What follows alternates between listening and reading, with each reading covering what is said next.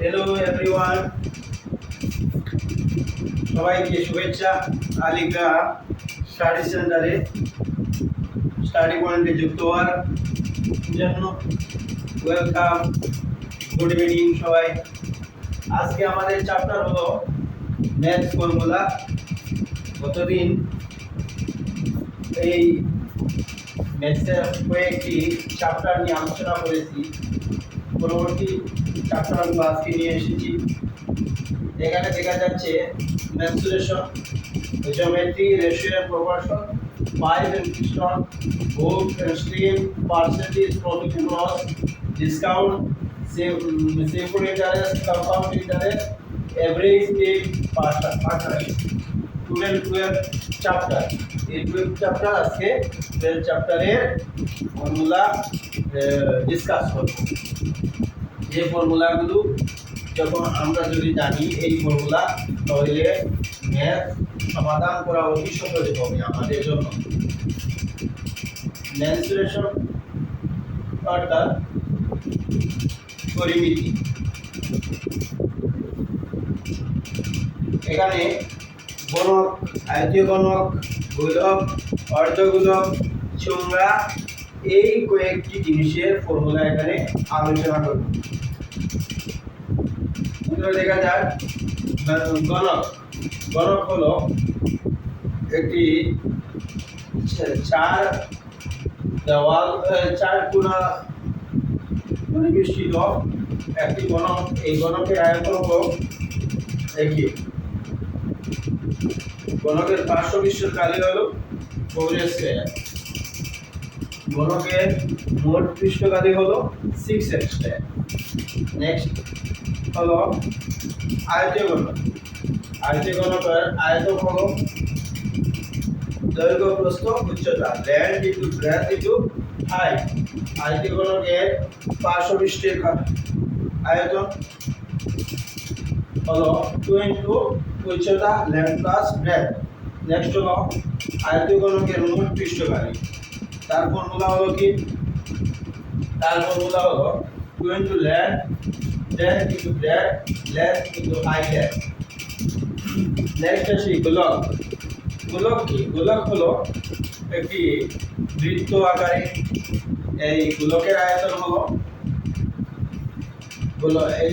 যেগুলি আলোচনা করছি হলো মেনসুরেশন থেকে। গোলকের আয়তন হলো 4πr3। গোলকের বক্রপৃষ্ঠের অর্থাৎ পার্শ্বপৃষ্ঠের কালি হলো 4πr²। গোলকের মোট পৃষ্ঠকালি হলো 4πr²। তারপরে আসি অর্ধগোলক।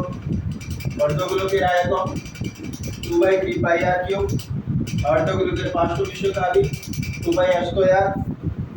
অর্ধগোলকের মোট পৃষ্ঠকালী 3πr²। তারপরে আসা যাক চোঙা। চোঙার আয়তন πr²। চোঙার পার্শ্বপৃষ্ঠের কালী 2πrh। চোঙার মোট পৃষ্ঠকালী 2πrh প্লাস 2πr²। এখানে আমি মেনসুরেশনের ফর্মুলাগুলো আলোচনা করেছি। এবার আমি জিওমেট্রি ফর্মুলাগুলো আলোচনা করব। খুব যদি কেউ এগুলো মনোযোগ সহকারে কেউ যদি শুনে, তাহলে অতি সহজ হবে তার ম্যাথ সমাধান করার জন্য। জিওমেট্রি প্রথম হলো বর্গ। বর্গ হলো চতুর্ভুজ। চতুর্ভুজ হলো 4টি কোণ দ্বারা আবৃত একটি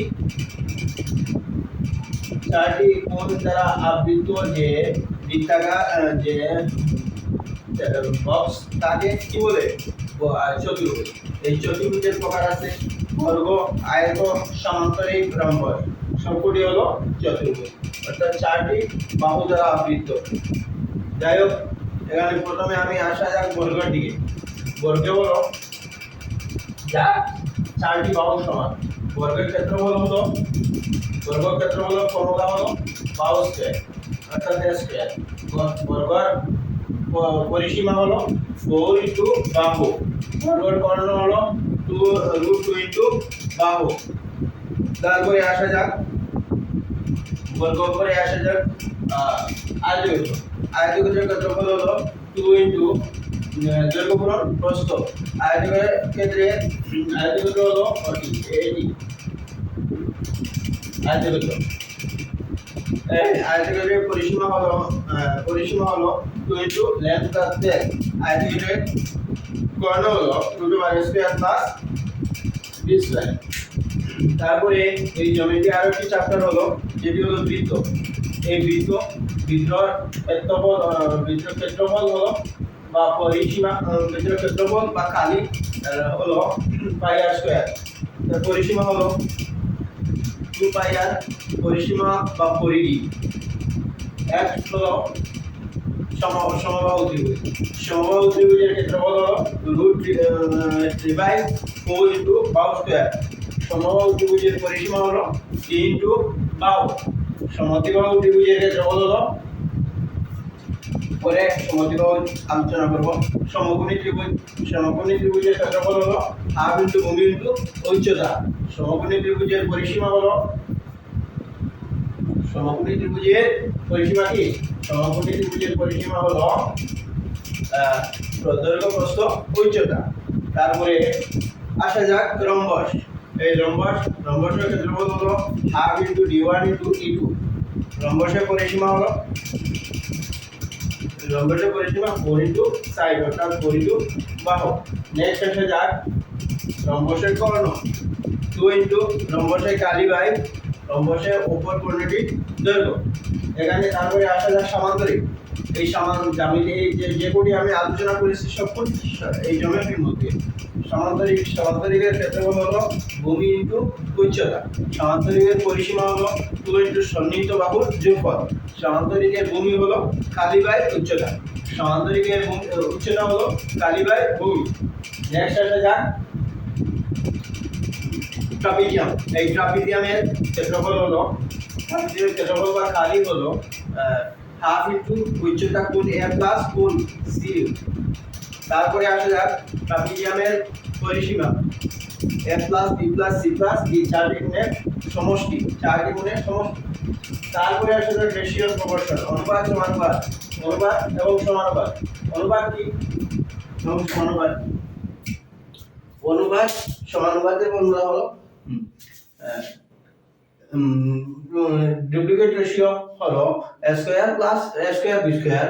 সাব ডুপ্লিকেট রেশিও √4 √9 বা √3 √2। ট্রিপ্লিকেট রেশিও হলো 2 ইনটু ট্রিপ্লিকেট রেশিও হলো f3y3। সাব ট্রিপ্লিকেট রেশিও হলো কিউব রুট 3 বা কিউব রুট 9 কিউব রুট 4। এখানে আমি 3টি চ্যাপ্টার আলোচনা করেছি। পরবর্তী ক্লাসের মধ্যে এইগুলো আলোচনা করব। আজকে আমার ক্লাস এখানেই সমাপ্ত করলাম। Thank you.